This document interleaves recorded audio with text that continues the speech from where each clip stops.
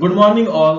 आज का हमारा टॉपिक है कंप्यूटर के प्रकार। ये हमारा कंप्यूटर पर तीसरा वीडियो है। इसके पहले के दो वीडियो अपलोड किए जा चुके हैं। अगर आपने उन्हें नहीं देखा है तो जाकर देखिए। इसमें हम पढ़ने वाले हैं कि कंप्यूटर जो हमारे होते हैं वो कितने प्रकार के होते हैं। तो चलिए अपने वीडियो को स्टार्ट करते हैं। अगर कंप्यूटर के प्रकार की बात की जाए तो इसे हम मेनली दो प्रकार से बांटते हैं। एक को बोलते हैं हम डाटा प्रबंधन के आधार पर, यानी वो कंप्यूटर जो है डाटा का कैसे मैनेजमेंट करता है उसके आधार पर हम इसको बांटते हैं, ठीक है।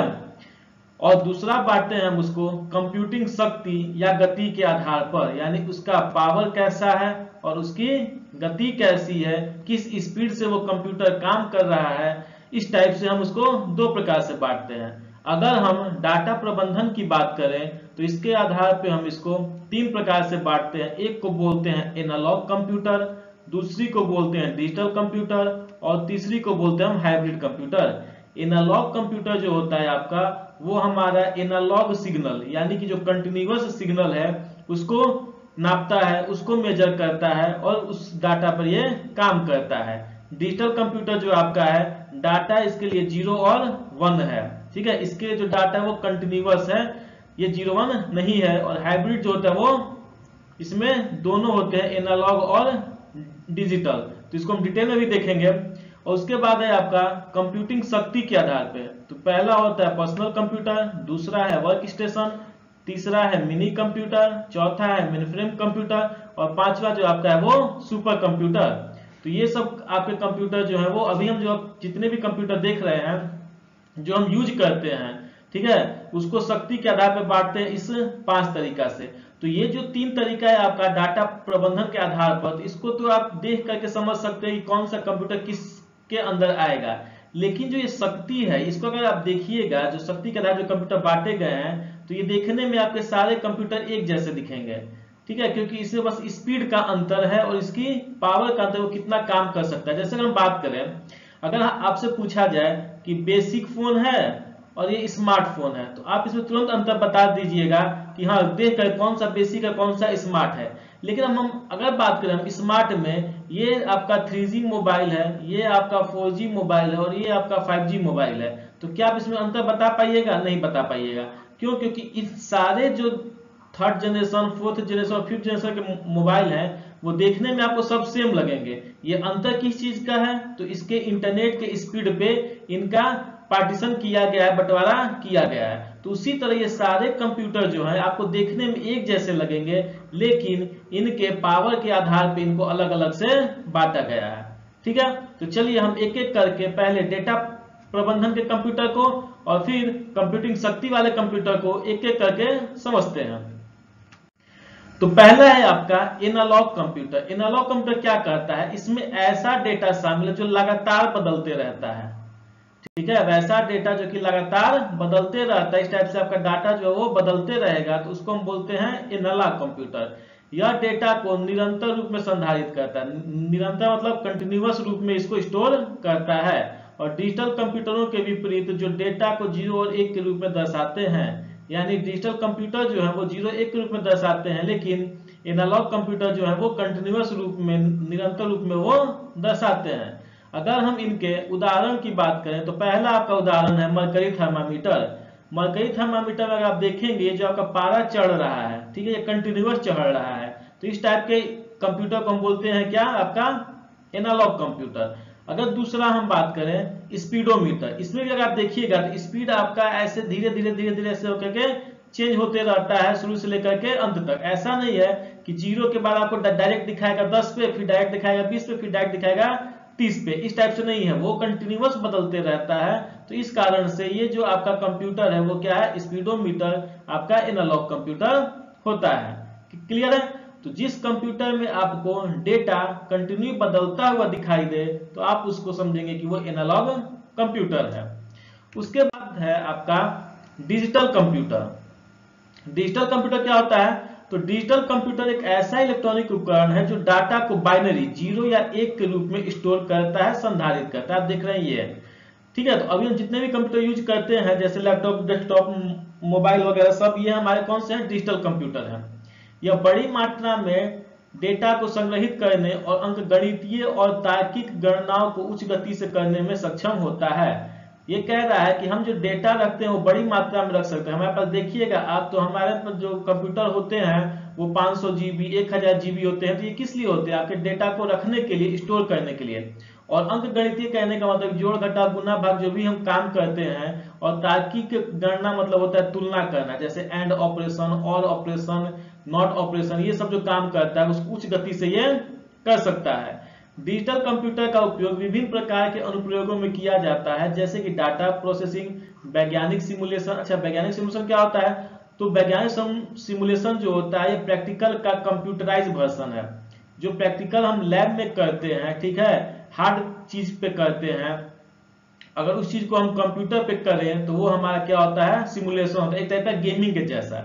ठीक है, तो गेमिंग जो है वो भी इसका जो है वो एग्जाम्पल है। जैसे अगर मान लीजिए कि आपके पास लैब है, ठीक है, और आप केमिस्ट्री का कोई रिएक्शन करा रहे हैं, तो उसके लिए आपको लैब चाहिए होगा, केमिकल चाहिए होगा। लेकिन अगर वो सब नहीं चाहते, कंप्यूटर पे वो केमिस्ट्री का लैब करना चाहते, तो उसको हम बोलते हैं क्या, सिमुलेशन। ठीक है, उसी तरह संचार प्रौद्योगिकी है, तो इन सब जगहों पे आपका डिजिटल कंप्यूटर का वर्क होता है। क्लियर है।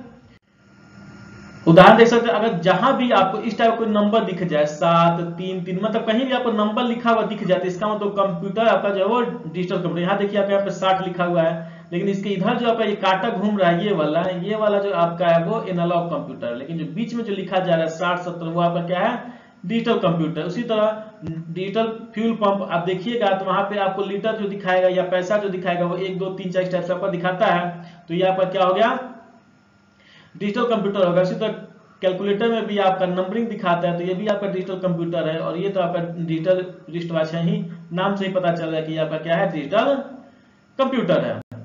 क्लियर है। नेक्स्ट है आपका हाइब्रिड कंप्यूटर। हाइब्रिड कंप्यूटर क्या होता है, तो हाइब्रिड कंप्यूटर एनालॉग और डिजिटल कंप्यूटरों के गुणों से मिलाकर बनाया गया एक प्रकार का कंप्यूटर है। यानी ऐसा कंप्यूटर जिसमें एनालॉग कंप्यूटर और डिजिटल कंप्यूटर दोनों का गुण मौजूद होता है, उसको हम बोलते हैं कि ये हमारा हाइब्रिड कंप्यूटर है। यह दोनों प्रकार के कंप्यूटरों की विशेषताओं को एक साथ लेके आता है। जैसे हमने अभी देखा था पहले, जो कार का मीटर जो था, कार का जो मीटर था वो क्या था, आपका हाइब्रिड ही था। अब देखिए इसको एक हम सबसे अच्छा एग्जांपल जो है हम हाइब्रिड का वो देख सकते हैं, आपका ईसीजी मॉनिटर जो होता है, देखे होंगे आप हॉस्पिटल में ईसीजी मॉनिटर। ठीक है, ये जो आपका डाटा देख रहे हैं जो ऊपर नीचे जा रहा है, ये जो आपका है वो है आपका हाइब्रिड, सॉरी ये आपका है एनालॉग। ये आपका क्या है, एनालॉग कंप्यूटर। ये जो आपका जो डाटा ऊपर नीचे जा रहा है ये सब क्या है, एनालॉग। और ये जो आपका नंबर लिखा हुआ है 70 93 29, ये जो सब नंबर लिखा हुआ है ये आपका है डिजिटल कंप्यूटर। तो एक ही कंप्यूटर जो आपका ईसीजी मॉनिटर का कंप्यूटर है, एक ही कंप्यूटर आपका एनालॉग डाटा भी दिखा रहा है और डिजिटल डाटा भी दिखा रहा है। तो इस टाइप के हम कंप्यूटर को बोलते हैं हाइब्रिड कंप्यूटर। क्लियर है। अब हम देखते हैं फोर्थ कंप्यूटर। ये जो हमारा अब हम जो पढ़ने वाले हैं वो आपका क्या है, स्पीड और पावर के आधार पर जो कंप्यूटर बांटा गया। तो सब कंप्यूटर आपको इसी टाइप का दिखेगा लगभग। ठीक है, तो अब देखते हैं हम पर्सनल कंप्यूटर, जिसको हम लोग माइक्रो कंप्यूटर भी कहते हैं।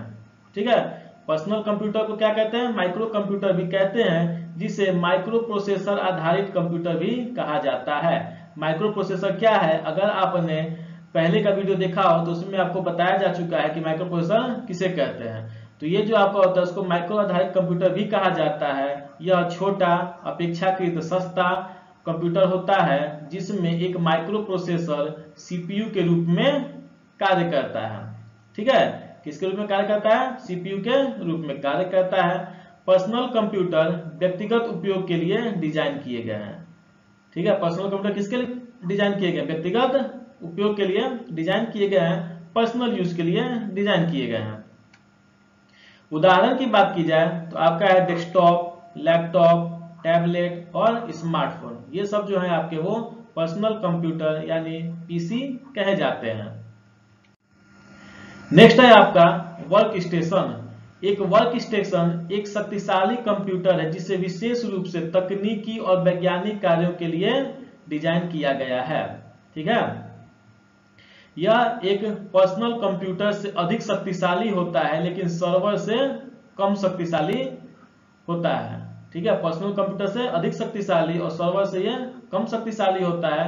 वर्क स्टेशन का उपयोग आमतौर पर 3D डिजाइन करने में, वीडियो संपादन करने में, एनिमेशन करने में और वैज्ञानिक सिमुलेशन जैसे जटिल कार्यों में इसका उपयोग किया जाता है वर्क स्टेशन का। इसके बाद है आपका मिनी कंप्यूटर। मिनी कंप्यूटर एक प्रकार का कंप्यूटर है जो मेनफ्रेम कंप्यूटर से छोटा, अभी हम मेनफ्रेम कंप्यूटर आगे पढ़ने वाले हैं, तो ये मेनफ्रेम कंप्यूटर से छोटा और माइक्रो कंप्यूटर से बड़ा होता है। ठीक है, मेनफ्रेम कंप्यूटर से छोटा और माइक्रो कंप्यूटर से बड़ा होता है। इसे मिड रेंज कंप्यूटर भी कहा जाता है। यह एक साथ कई उपयोगकर्ताओं को सपोर्ट करता है और कई प्रोग्राम एक ही साथ चला सकता है। माइक्रो कंप्यूटर से 5 से 50 गुना ज्यादा पावर वाला ये कंप्यूटर होता है मिनी कंप्यूटर। क्लियर है? उसके बाद है आपका मेनफ्रेम कंप्यूटर। मेनफ्रेम कंप्यूटर क्या होता है? तो मेनफ्रेम कंप्यूटर एक प्रकार कंप्यूटर है जो बड़े संगठनों, ठीक है, बड़े ऑर्गेनाइजेशन द्वारा भारी मात्रा में डाटा को संधारित, यानी बहुत बड़े बड़े डाटा, बहुत ज्यादा डाटा को स्टोर करने के लिए काम में लाया जाता है। यह कंप्यूटर उच्च गति और विश्वसनीयता के लिए जाने जाते हैं और इनका उपयोग अक्सर बैंकिंग, बीमा, वित्तीय लेन देन, सरकारी डाटाबेस, जनगणना, विशाल ई कॉमर्स जैसे फ्लिपकार्ट, अमेजन, इसमें लेन देन और सरकारी संगठनों जैसे उद्योगों में किया जाता है। ये कंप्यूटर 24/7 चलने के लिए डिजाइन होते हैं, यानी 7 दिन और 24 घंटे चलने के लिए डिजाइन किए जाते हैं और इसमें गलती का जो संभावना है वो बहुत ही ज्यादा कम होता है। तो मेनफ्रेम कंप्यूटर उस कंप्यूटर में वहां होता है जहां पे हमको इसको हमेशा ऑन रखना पड़ता है, 24/7 ऑन रखना पड़ता है, वहां पे हम मेनफ्रेम कंप्यूटर का यूज करते हैं। ठीक है, जैसे बैंक का है तो बैंक आपका सर्वर जो होता है वो हमेशा ओपन रहता है, रात में भी आप पैसा निकाल सकते हैं, ठीक है, कोई काम कर सकते हैं, ऑनलाइन पैसा भेज सकते हैं। ठीक है, फ्लिपकार्ट है, अमेजन है, वहां से आप कुछ भी रात में भी मंगा सकते हैं। तो ये सब जो होते हैं डाटा आपके हमेशा के लिए खुले रहते हैं कंप्यूटर। ठीक है, अगर जैसे हम बात करें अगर सरकारी का, तो सरकारी में जैसे रेलवे का है तो रेलवे का आप रात में दिन में कभी भी वहां से टिकट बुक कर सकते हैं। तो इसका जो कंप्यूटर होता है वो भी हमें आपका हमेशा खुला रहता है। तो जहां पे आपके कंप्यूटर को लंबे समय तक खुले रहने की आवश्यकता होती है वहां पे हम लोग मेनफ्रेम कंप्यूटर का यूज करते हैं। 100 से ज्यादा लोग अलग अलग टर्मिनल मतलब कंप्यूटर, ठीक है, पीसी जिसको बोलेंगे हम, तो 100 से ज्यादा लोग अलग अलग पीसी पर एक साथ काम कर सकते हैं। क्लियर है? जैसे ये आपका जो एक एग्जांपल है वो आपका मेनफ्रेम कंप्यूटर का, जो 3 बीच में रखे गए हैं आपके, ये आपके हैं मेनफ्रेम कंप्यूटर। क्या है ये? आपके मेनफ्रेम कंप्यूटर। और इस कंप्यूटर से इसके आप देख सकते हैं पर्सनल कंप्यूटर, जिसको माइक्रो कंप्यूटर बोलते हैं, ये सैकड़ों की मात्रा में कनेक्टेड होते हैं। ठीक है, तो ये आपका जो है वो मेनफ्रेम कंप्यूटर का ये वर्क है। उसके बाद है आपका सुपर कंप्यूटर। सुपर कंप्यूटर जो होता है, या फिगर देख सकते हैं सुपर कंप्यूटर का है।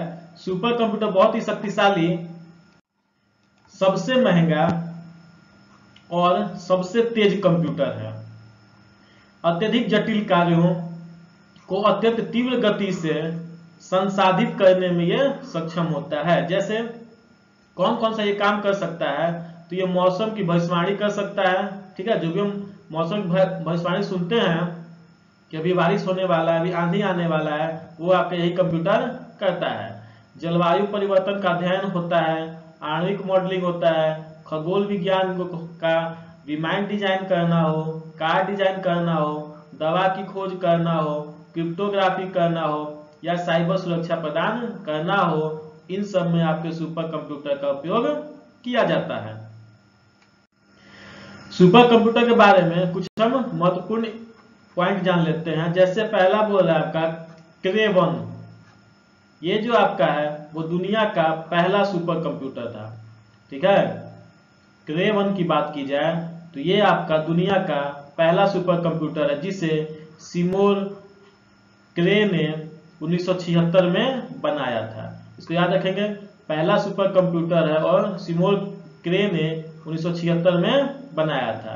इसके बाद है परम 8000, यह भारत का पहला सुपर कंप्यूटर है। ये भारत का पहला सुपर कंप्यूटर है और इसे बनाया है सीडेक ने 1991 में।